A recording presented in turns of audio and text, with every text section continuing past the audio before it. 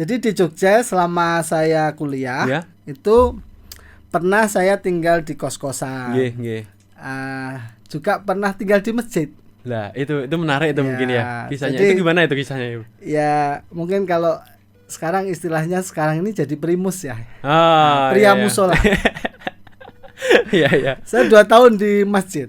Kalau kita itu berkawan dengan orang-orang yang soleh ya, ternyata keberkahan itu selalu kita dapatkan. Iya. Artinya kebaikan-kebaikan, manfaat-manfaat Iya. itu kita rasakan gitu. Iya. Insya Allah kalau kita menjalankan bisnis sesuai dengan rule Islam, Iya. dengan aturan Islam, maka insya Allah bisnis itu akan berkembang lah.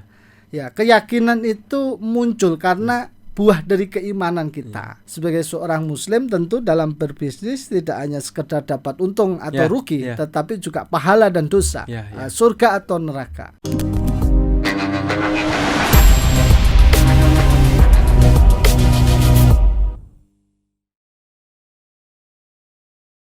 Assalamualaikum warahmatullahi wabarakatuh. Alhamdulillah bertemu saya lagi nih di Studio 13 di podcast yang sama, tapi dengan narasumber yang berbeda kali ini. Dan alhamdulillah tetap disupport dengan tim Studio 13. Kali ini kita dapat mengundang salah satu guru kami.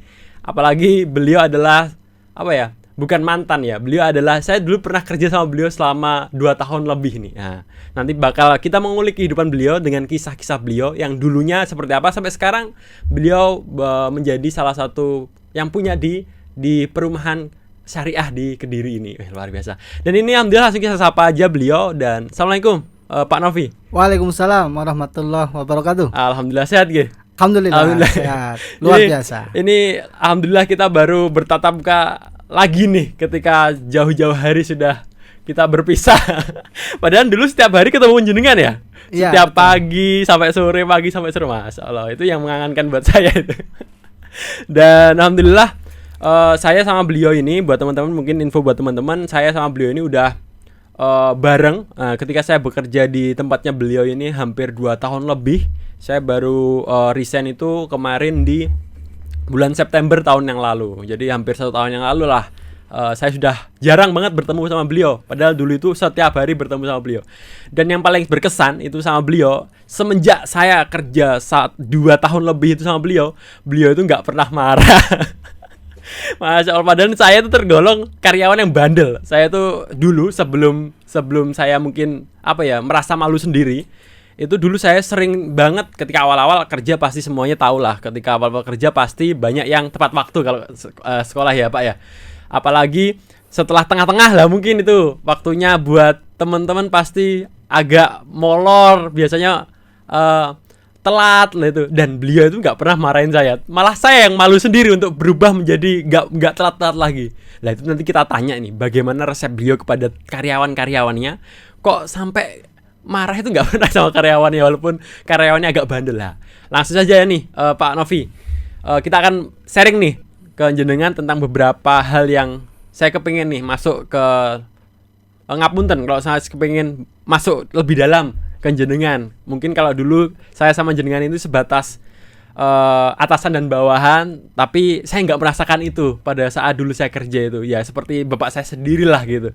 Dan alhamdulillah sekarang dapat ngobrol lebih dalam nih di Studio 13 ini. Dan terima kasih banyak sudah mampir ke sini buat sharing-sharing.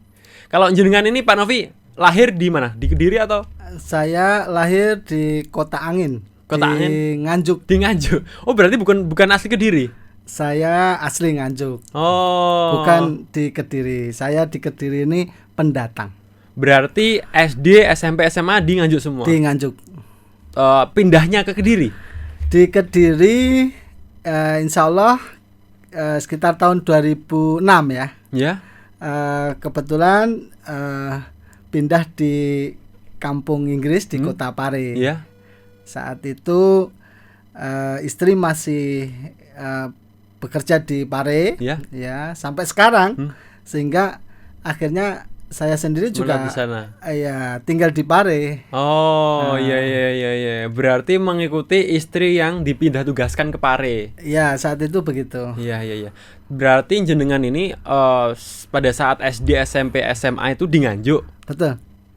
Pada saat itu jenengan itu tergolong pada saat ketika sekolah nih ya, mungkin banyak cerita ya ketika kita sekolah. Jenengan itu termasuk orang-orang yang cerdas atau maksudnya rankingnya di 10 ke atas atau biasa-biasa aja pada saat sekolah? Kalau ya jujur ya ini ya pengalaman saya pada saat SMP, saya kalau SMP boleh dibilang ranking itu 5 besar. Wih, luar biasa. Di masa-masa SMP gitu kan. Tapi SMA atau SD itu biasa-biasa saja. Saya enggak tahu kenapa SMP itu terbilang bagus gitu. Apa karena memang SMP-nya enggak begitu favorit kali ya. Berarti itu ya lawan-lawannya pesaing-pesaingnya juga nggak terlalu berat ya itu. Ya, jadi saya boleh dibilang orang yang biasa-biasa saja sih ya. Ya artinya kadang prestasi itu baik, kadang prestasi itu menurun begitu. Tapi kalaupun toh menurun tidak sampai kemudian tidak naik kelas. Tapi tetap masih dalam koridor bagus lah ya, gitu. Dan saya memang di masa anak-anak atau masa remaja boleh dibilang kalau hari ini mungkin ya nakal ya belajar gitu kan. Ya main ya di rumah gitu. Berarti nggak apa namanya nggak cupu-cupu banget itu kalau bahasa sekarang gitu ya. Saya enggak tahu istilah cupu-cupu apa. Berarti juga udah maksudnya dunia luar juga tahu lah ketika pada saat itu ya. Ya pada saat itu baru sebatas kalau keluar rumah paling di kampung ya. Karena saya kebetulan tinggal di kampung bukan di perkotaan gitu. Paling ya main di pos kampling begitu ya. Tapi ingat waktu lah. Ingat waktunya malam pulang. Besok masuk sekolah, malam itu harus belajar dulu begitu. Insya Allah masih normal lah. Berarti setelah panjenengan ini keluar dari SMA memutuskan kuliah? Betul, saya langsung kuliah. Itu atau ada jenjang? Saya langsung. Dan ada di perguruan tinggi di daerah? Saya di perguruan tinggi swasta di Jogja. Di Jogja. Berarti Jogja udah lama juga? Ya boleh dibilang bisa lama bisa sebentar ya, tergantung ya. Kalau ukuran waktu sih 6 tahun. 6 tahun di Jogja saya. Di Jogja itu jenengan ya layaknya seperti mohon maaf, saya mau tanya nih, kalau jenengan itu tipikal berasal dari keluarga yang menengah ke atas atau yang sederhana sih, Pak Novi? Saya kurang tahu soal strata ya. Kalau boleh dibilang mungkin jujur saya dulu dari anak kepala desa. Ya tahu sendirilah ya kalau anak kepala desa itu ya mungkin tapi saya tidak tipe anak yang manja ya. Saya bukan tipe anak yang minta sesuatu harus dituruti tidak. Tapi saya biasa-biasa saja begitu. Dan pada saat di Jogja itu tinggal di kosan gitu 6 tahun gitu. Jadi di Jogja selama saya kuliah itu pernah saya tinggal di kos-kosan. Juga pernah tinggal di masjid. Lah, itu menarik itu mungkin ya. Kisahnya jadi, itu gimana itu kisahnya? Ya, mungkin kalau sekarang istilahnya sekarang ini jadi primus ya. Pria musola. Saya 2 tahun di masjid. Tinggal di masjid, namun saat itu alhamdulillah saya biasanya kalau tinggal di masjid itu biasanya kan punya kewajiban harus bersih-bersih masjidnya, kemudian nguras kamar mandinya, bersihkan tempat wudhu dan lain sebagainya. Kebetulan saya lebih beruntung begitu. Saya jadi marbot itu hanya untuk urusan ibadah. Jadi kayak azan, mungkin kalau imamnya tidak hadir jadi imam begitu, alhamdulillah. Kemudian kalau khotib juga tidak hadir, dipercaya menjadi khotib begitu. Itu 2 tahun awal di Jogja apa 2 tahun akhir di Jogja? Itu pertengahan. Pertengahan. Saya pertengahan. Berarti masih kuliah itu di masa itu? Masih kuliah. Saya masih sekitar tahun ketiga lah ya. Tahun ketiga saya tinggal di masjid. Kok bisa dapat, maksudnya ketika bagaimana caranya kok panjenengan bisa di masjid itu? Ya, jadi Mungkin saya cerita dari awal dulu ya. Siap-siap, ketika monggo. saya memutuskan sekolah atau kuliah di Jogja itu berharap sebenarnya ingin di perguruan tinggi negeri di Universitas Gadjah Mada. Oh, cita-cita awal itu. Ya, jadi tapi karena qada Allah ya, takdir Allah, Allah menunjukkan saya tidak kuliah di UGM tapi saya kuliah di universitas swasta di Jogja ya. Saya sebut Universitas Islam Indonesia. Ya. Nah, di situ saya tahun awal-awal kuliah itu jadi mahasiswa biasa. Kalau boleh dibilang mahasiswa yang apa ya? Kalau dibilang Islami sih enggak. Ya malah justru awam. Ya, saya di awal-awal kuliah itu meskipun di perguruan tinggi Islam, itu saya nggak begitu sebagai sosok Islam begitu. Tapi ketika saya di tahun kedua kemudian saya menjalani kuliah itu nggak apa-apa lah, saya nggak keterima di perguruan tinggi negeri bisa menerima itu gitu ya. Tapi dengan komitmen saya mudah-mudahan jalan Allah kuliah di perguruan tinggi swasta pun ini juga pilihan yang terbaik dari Allah begitu. Nah ternyata di perguruan tinggi itu saya kuliah dipertemukan dengan kawan-kawan yang kawan-kawan ini luar biasa menurut saya karena saya baru mengetahui juga ya di dunia kampus. Jadi boleh dibilang kawan-kawan ini kawan-kawan yang soleh ya, kawan-kawan yang setiap hari aktivitasnya itu ya selain belajar juga aktif di masjid kampus, di musola fakultas, atau juga kalau tinggal di kos itu sering selalu pergi ke masjid begitu kan. Nah saat itu akhirnya kebawa dengan suasana kawan-kawan itu, sehingga ya saya jadi terbiasa ini kan hidup dalam suasana yang sederhana, yang akhirnya yang saya bilang lebih Islami nih kan dari sebelumnya. Ya akhirnya saat itu saya kebawa, wah saya harus punya prinsip ini dalam kuliah ini. Saya tuh pengen kalau cari tempat biar tetap terjaga kita ini menjadi orang-orang yang soleh. Kalau nggak tinggal di dekat masjid, syukur-syukur tinggal di masjid. Itu terbangun pemikiran seperti itu karena berkumpul sama teman-teman yang soleh tadi ya. Alhamdulillah begitu, bisa dibilang begitu. Dan akhirnya memutuskan untuk tinggal di masjid itu gimana? Ngelobi orang atau gimana? Ya saat itu kita main main, kebetulan di masjid itu ada kawan juga. Ya sudah tinggal di situ. Sudah kenal gitu kan. Tapi tinggal di situ atau enggak? Juga tinggal di situ. Beliau sudah jadi marbot 2 tahun di situ. Nah, saya izin sama beliau, kemudian sama beliau itu disampaikan kepada pengurus takmir begitu. Alhamdulillah langsung dipersilahkan. Luar biasa. Gitu. Berarti itu bertahan sampai 2 tahun. Alhamdulillah 2 tahun. Setelah lulus itu jenengan memutuskan untuk kembali ke Kediri kah? Atau kembali ke Nganjuk? Awalnya saya ke Nganjuk ya. Kan jenengan kalau ke Kediri kan bareng istri ya. Kan itu masih bujang. Bukan kampung halaman saya Kediri. Nah ya kan jenengan masih bujang ya di saat itu. Betul. Berarti nggak ada urusannya masih Kediri itu, nggak ada urusannya. Belum terfikirkan kota Kediri itu bagi saya. Malah sekarang tinggal di Kediri. Berarti setelah dari Jogja itu pulangnya ke Nganjuk. Betul. Nah itu memutuskan kenapa mau kerja atau mau usaha atau pripun? Saat itu saya sebenarnya ingin bekerja sebenarnya karena pikiran saya dulu di sekolahkan atau disuruh kuliah sama orang tua, setidaknya kalau lulus mendapatkan pekerjaan lah ya. Namun beberapa waktu ditunggu belum berhasil masuki dunia pekerjaan.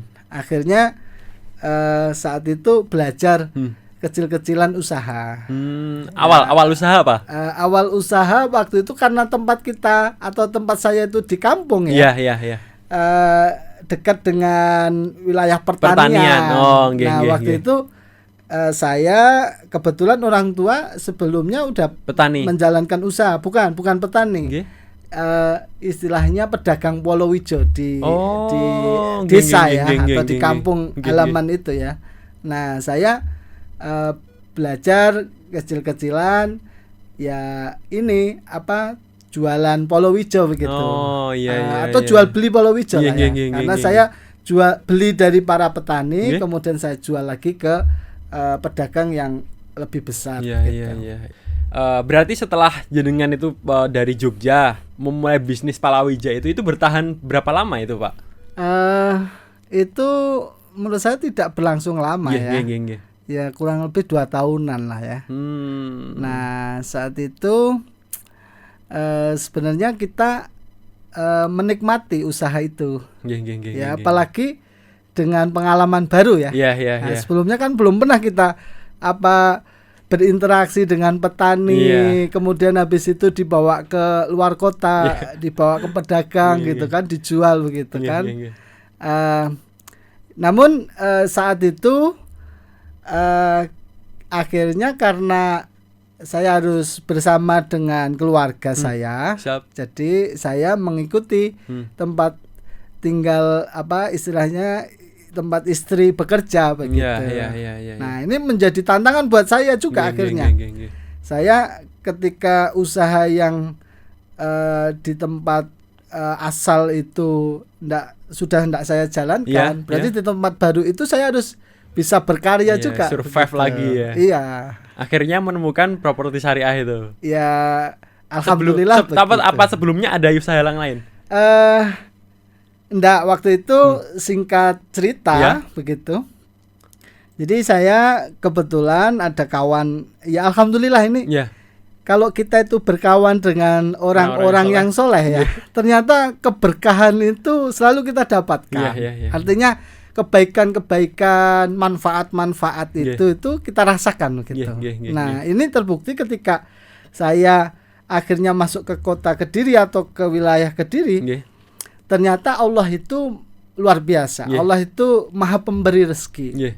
Allah yang ngasih rezeki kepada hambanya begitu ya. Akhirnya saya di Kediri dipertemukan dengan kawan yang kebetulan kawan ini dia sudah lama merintis usaha properti. Namun di kota lain.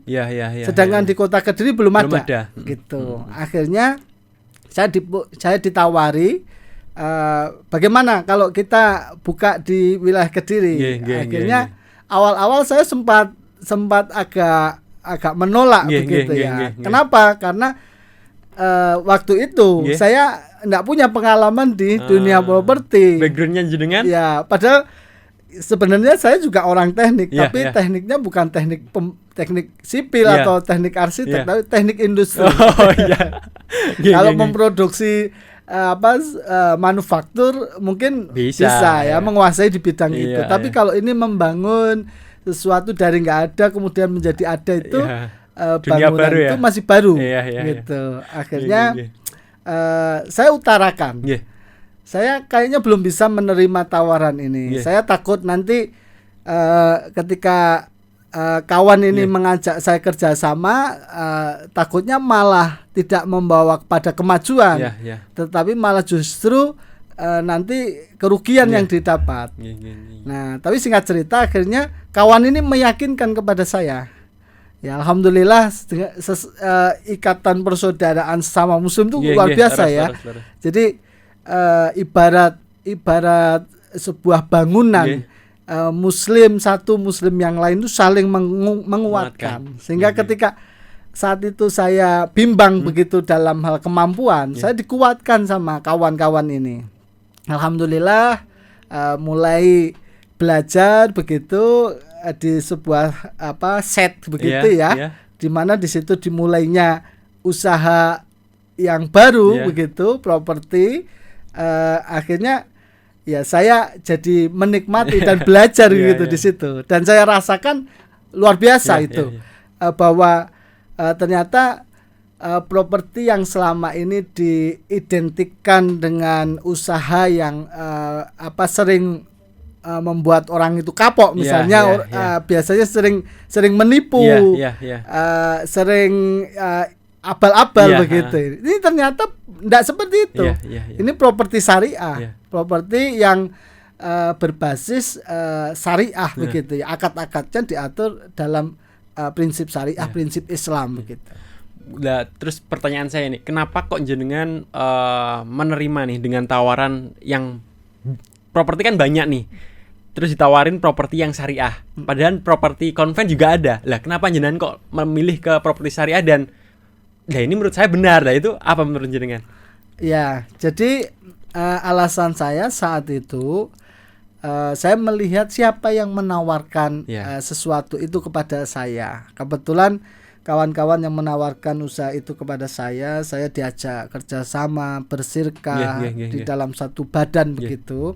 Itu adalah orang-orang yang insya Allah bisa dibilang orang-orang yang sama-sama satu visi sama-sama memiliki kekuatan visi yang baik begitu. Nah, boleh juga dibilang orang-orang soleh begitu ya. Jadi saya menerima tawaran beliau itu ya mudah-mudahan ini tidak seperti yang orang lain duga begitu ya. Ini insya Allah properti yang amanah, properti yang mengedepankan kepercayaan dengan orang lain begitu, menjaga kualitas dan seterusnya. Sehingga saat itu saya terima tawaran itu dan saya yakin kalau bersama dengan orang-orang komitmen kita juga akan terbawa komitmen itu. Dan akhirnya alhamdulillah hari ini kita menjalankan usaha properti itu, alhamdulillah grafiknya semakin baik. Sudah berapa tahun itu yang di Kediri? Ini 4 tahun berjalan. Ya. Luar biasa, dan saya merasakan di situ juga. Dan kalau semisal, dan saya sekarang jika mengungkapkan ini ya Pak Novi ya, saya kan udah di eksternal nih. Tapi menurut saya ya pekerjaan yang paling membuat saya rindu ya di Ahsanah itu. Karena apa ya, ketika kita mengutarakan apa yang kita utarakan ke konsumen, yaitu semuanya dilengkapi sama Ahsanah. Ketika kita mengungkapkan kalau bangunannya dan lain sebagainya, ya emang itu speknya, kita nggak nambah-nambah gitu. Dan pada saat ini sampai berapa tahun ini, dan berjalan 4 tahun ini, ya ke saya pribadi itu nggak ada komplain sama sekali. Karena di Ahsanah itu komplain pasti ada dan langsung dibenahi sama jenengan juga. Dan luar biasanya itulah, saya belum pernah menemui perusahaan yang membuat saya nyaman di situ, di zona nyaman saya. Dan luar biasa lah, saya juga terima kasih sekali udah memperkerjakan saya di sana, bukan hanya sebagai atasan bawahan, tapi juga kita seperti keluarga sendiri. Ketika ada apa-apa juga saya diingatkan. Saya terima kasih banyak lah. Saya di sana juga bisa mengetahui kalau semisal di dunia itu bukan hanya haknya yang harus dipenuhi itu bukan hanya yang di dunia aja, tapi di akhirat juga harus dipenuhi gitu kan. Jadi luar biasa lah saya bisa mengalihkan dunia saya lewat salah satunya lewat Ahsanah. Kenal sama beliau-beliau yang di sini juga lewat Ahsanah juga. Saya terima kasih sama jenengan lah Pak Novi gitu. Mungkin ada yang sampaikan Pak Novi ke teman-teman. Baik, jadi kalau saya berbicara di sini tentu background saya sebagai pengusaha yang bergerak di bidang properti ya. Lebih khusus properti syariah. Nah, kita ini kalau sebagai seorang muslim tentu saja dalam berbisnis harus sesuai dengan prinsip Islam, prinsip syariah. Nah, seperti apa prinsip syariah itu? Ketika sesuai dengan apa yang diperintahkan oleh Allah dan sesuai dengan apa yang dilarangnya begitu. Insya Allah kalau kita menjalankan bisnis sesuai dengan rule Islam, dengan aturan Islam, maka insya Allah bisnis itu akan berkembang lah. Ya, keyakinan itu muncul karena buah dari keimanan kita. Jadi insya Allah kalau orang yang senantiasa bersyukur, kata Allah akan ditambah nikmat itu, gitu kan. Nah, nikmat itu bisa berupa apa saja, bisa berupa keberlimpahan gitu kan, kemudian berkembangnya usaha ya. Bahkan kalau hari ini boleh dibilang bahwa alhamdulillah orang-orang yang terlibat dalam usaha kita itu merasakan udah ada faktanya ya. Apa namanya itu kebermanfaatan begitu ya. Bagaimana tidak begitu? Kalau di tempat lain mungkin boleh jadi tidak terbiasa disuruh sholat 5 waktu. Di tempat kita sholat 5 waktu harus ditunaikan begitu. Bahkan jangankan yang wajib, yang sunnah didorong untuk bisa mengerjakannya begitu. Begitu pula yang utama juga bahwa sebagai seorang muslim tentu dalam berbisnis tidak hanya sekedar dapat untung atau rugi, tetapi juga pahala dan dosa, surga atau neraka. Ini yang terpenting. Sehingga apapun usaha kita, ketika kita senantiasa menjalankan usaha tersebut dengan sistem Islam, gitu ya, lingkungannya kita kondisikan sesuai dengan lingkungan yang Islami, begitu kan? Misalkan ini pegawainya kalau perempuan ya harus memakai jilbab, begitu, berbusana muslimah yang baik, begitu, yang laki-laki juga begitu.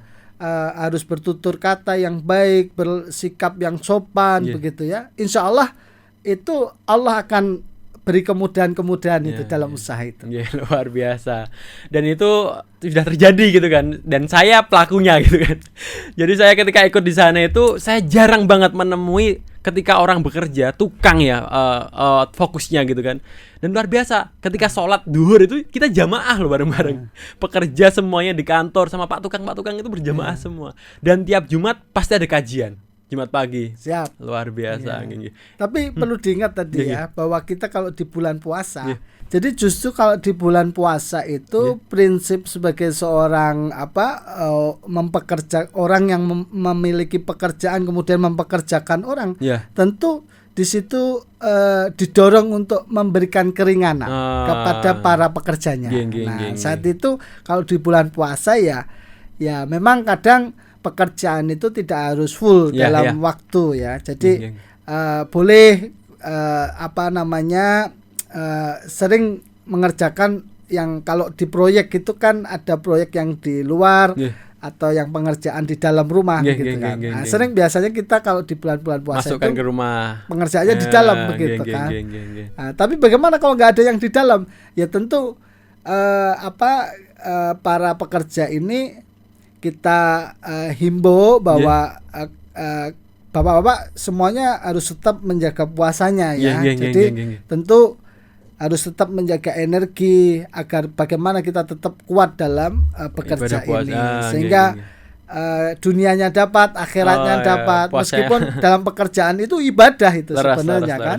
Dan itu selalu panjenengan tanamkan ke kita dulu. Gitu. Jadi alhamdulillah ini tadi dapat kita ngobrol bareng, karena saya paling ingat itu beliau pasti mengutarakan kalau misal jangan takut sama bos, tapi takut sama yang menciptakan kita. Karena ketika bosnya pergi, ya kita tetap kerja. Pak tukang itu tetap kerja kalau nggak ada bosnya, karena mereka bukan karena takut sama bos, tapi takutnya sama Allah karena nggak memenuhi akad-akad yang sudah ditentukan. Saya terima kasih banyak Pak Novi udah menyampaikan di sini. Sama-sama. Luar biasa ilmunya. Saya dapat ilmu lagi semenjak 1 tahun yang lalu. Belum dapat pencerahan dari jenengan, dapat pencerahan lagi ini. Alhamdulillah ini saya juga terima kasih mendapatkan kesempatan untuk bisa bertatap muka di sini. Dan satu hal yang mungkin saya sampaikan terima kasih yang banyak karena sudah dapat luar biasa merchandise dari Studio 13. Ya, mudah-mudahan Studio 13 ini bertambah maju, diberikan keberkahan, kemudian tentu bermanfaat untuk umat. Amin ya Allah. Sama jenengan juga semoga dilancarkan semuanya. Amin Allahumma amin. Diberikan kesehatan terus, karena luar biasa bulan-bulan ini, akhir-akhir tahun ini.